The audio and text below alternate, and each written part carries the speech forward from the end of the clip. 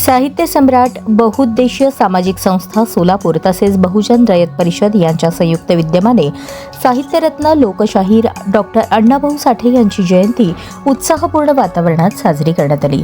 यावेळी सोलापूर महानगरपालिकेचे महापौर विनायक कोंड्याल यांच्या हस्ते डॉक्टर अण्णाभाऊ साठे यांच्या प्रतिमेस पुष्पहार अर्पण करून अभिवादन करण्यात आले।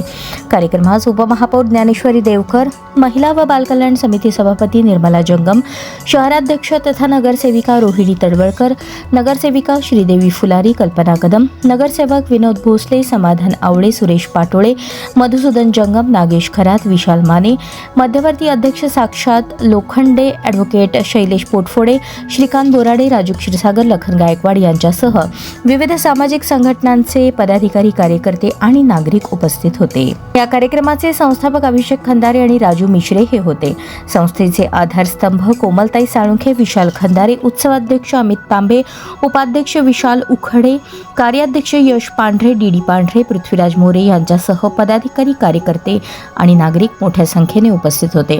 साहित्यरत्न डॉक्टर अण्णाभाऊ साठे यांच्या विचारांना अभिवादन करत सामाजिक समतेचा आणि परिवर्तनाचा संदेश देणारा हा कार्यक्रम उत्साहपूर्ण व प्रेरणादायी वातावरणात संपन्न झाला।